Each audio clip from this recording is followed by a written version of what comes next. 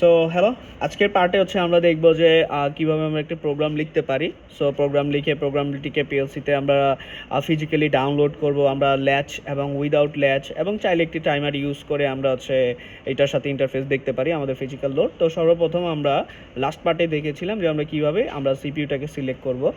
So আরেকটা কথা বলে রাখি, এটা হচ্ছে আমাদের একটি কন্ট্রোল কার্ড বা সিগন্যাল কার্ড বলা হয়ে থাকে। সেক্ষেত্রে আমরা চাইলে আমাদের এক্সট্রা কোনো কার্ড বা এক্সট্রা আমাদের পিন, দেখা গেছে যে আমাদের যে পিএলসি রয়েছে সেখানে 24টা পিন রয়েছে, আমার কাছে 23টা আছে, তাহলে একটার জন্য তো আমার নতুন পিএলসি কিনতে হবে।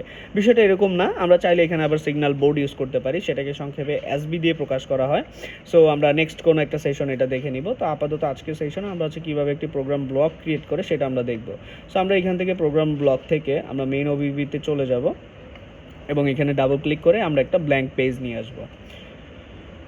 সো যেহেতু টিআই পোর্টাল একটি ভারী সফটওয়্যার, সেক্ষেত্রে আমাদের প্রতিটা কাজ করার জন্যই প্রতিটা কাজ করার মুহূর্তেই আমাদের ধৈর্য নিয়ে কাজ করতে হবে, কারণ এটি খুবই যেহেতু ভারী সফটওয়্যার তার কারণে এটাতে একটু স্লো মোশন কাজ করে। So okay, so here we see here is the rail. এখানে হচ্ছে আমাদের রেল। তো এই প্রোগ্রামে এটা হচ্ছে একটি ল্যাডার ডায়াগ্রাম। সো এই ল্যাডার ডায়াগ্রামে আমরা হচ্ছে আমাদের যে NO NC, output, memory, flag, timer, counter etcetera এগুলো নিয়ে আমরা কাজ করে আমাদের প্রোগ্রামিং সিকোয়েন্সিয়াল লজিককে ডেভেলপমেন্ট করতে পারি। সো অ্যাজ এ বিগিনার অনুসারে আমরা জাস্ট আমাদের একটি সুইচের সাপেক্ষে আমরা একটি আউটপুট যে কাজ করতেছে বা আমরা ইনপুট দেখতেছি সেই জিনিসটা আমরা এখান থেকে দেখতে পারি। সো তার জন্য আমরা কি করতে পারি, আমরা জাস্ট হচ্ছে একটা অ্যানো সুইচ কন্ট্যাক্ট নিব এবং অবশ্যই এটাকে বলা থাকে programming block section. So TI পোর্টালে কখনোই এক নেটওয়ার্কের উপর একাধিক ইনপুট দেওয়া যায় না, বাট আপনি চাইলে একাধিক আউটপুট নিতে পারবেন কিপ রিমাইন্ডস, যার কারণে আপনাকে এই নেক্সট ব্লক এভাবে করে ব্লক ইনক্রিপমেন্ট করতে হয়। সো এটা হচ্ছে খুব ভালো একটা দিক যে আপনি যে ব্লকে কাজ করবেন চাইলে এখানে আবার আপনি কমেন্ট করে রাখতে পারবেন এবং সেম নেটওয়ার্কেরই আন্ডারে আপনি একাধিক ইনপুট চাইলেও নিতে পারবেন না, যেটা অন্যান্য সফটওয়্যারের সুবিধা ছিল। সো যেহেতু আমরা এখানে একটা নেটওয়ার্ক নিয়ে কাজ করবো অ্যাজ এ বিগিনার অনুসারে, সো এখন আমরা জাস্ট আইও অ্যাসাইন করবো। আইও অ্যাসাইনের জন্য আমরা জানি টিআই পোর্টালে বা সিমেন্সের জন্য আই এবং কিউটা ডিটারমাইন করা থাকে, ডেল্টা এবং মিটসুবিশি সেম করা হয়ে থাকে, যেটা এক্স এবং ওয়াই দিয়ে ডিটারমাইন করে।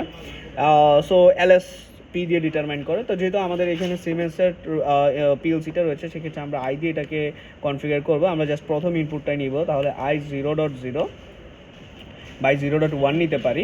এখান থেকে জাস্ট এন্টার প্রেস করবো বাইরে। সো বাইরে ইন্টারপ্রেস করলে বা এখানে যদি বাইরে কার্সর নিয়ে আসি আমাদের আয়োটা অ্যাসাইন হয়ে যাবে, জাস্ট বাইরে ক্লিক করবো। হ্যাঁ, সো ওকে, এটা হচ্ছে আমাদের অ্যাসাইন আয়ো।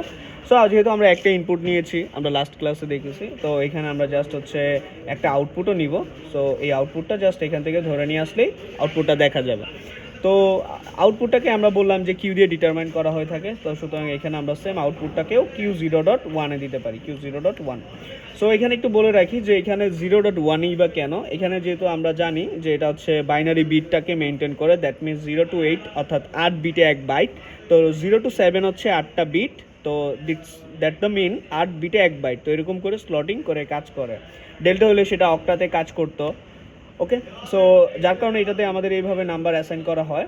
সো এরপরে এখন আমরা কাজ করলাম, আমরা জাস্ট একটা প্রোগ্রাম লিখলাম অ্যাজ এ সিম্পল প্রোগ্রাম। আমরা যখনই এটাকে প্রেস করব তখনই এটা কাজ করবে। সো এখন আমরা যদি এটাকে কম্পাইল করি, সো আমাদের কম্পাইল কনফিগারেশন করবে, এরর চেক করবে, এখানে হচ্ছে দেখাবে যে আমাদের কোনো এরর আছে কিনা। ইন দ্য মিন টাইম আমি যদি কোনো এরর করি, ফর এক্সাম্পল সাপোজ আমি যদি এটাকে কেটে দিই, হ্যাঁ, যে আমাদের এরর হইলে কি হবে আমরা এটা একটু দেখি। আমরা যদি এটা থেকে ডিলিট করে দিই এবং এই অবস্থায় যদি আমরা আবার কম্পাইল করতে চাই, অ্যাজ ওয়েল অ্যাজ আমরা যদি এখন কম্পাইল করি, এখানে একটা এরর চলে আসবে। হ্যাঁ, এই যে এখানে অলরেডি এরর চলে আসছে যে কম্পাইলিং এরর। এখানে একটা বিষয় হচ্ছে এরর থাকাকালীন সফটওয়্যার থেকে প্রোগ্রাম পিএলসিতে ডাউনলোড হবে না, but in the mean time যদি ওয়ার্নিং থাকে 5টা 6টা 7টা তখন চলবে। ওয়ার্নিং ইজ লাইক জাস্ট একটা নোটিফিকেশন যে সামথিং প্রোগ্রামটা আরেকটু চেঞ্জ হওয়া যেত, বাট ওয়ার্নিং যদি আসে তখন প্রোগ্রাম ডাউনলোড হবে, কিন্তু এরর আসলে একটা এরর থাকলেও প্রোগ্রাম রান হবে না। তো সেই ক্ষেত্রে আমাদের প্রোগ্রাম আপলোড করার সময় বা ডাউনলোড করার সময় দুইটার সময় মনে রাখতে হবে Q0.1। সেম আমরা চাইলে এখানে এটাকে আরও কমেন্ট করতে পারি। নেক্সট একটা সেশনে আমরা দেখবো যে কীভাবে কমেন্ট করা হয়ে থাকে। কমেন্ট অ্যাকচুয়ালি করা থাকে যখন একাধিক ইনপুট নেওয়া হয়, সেই ইনপুটগুলোকে ডিটারমাইন করার সময় আমাদের এই Q1 Q0 এইভাবে নাম মুখস্থ করে আমরা জাস্ট একটা নিউমেরিক কোড বা স্পেশাল ক্যারেক্টার দিয়ে আমরা সেভ করতে পারি।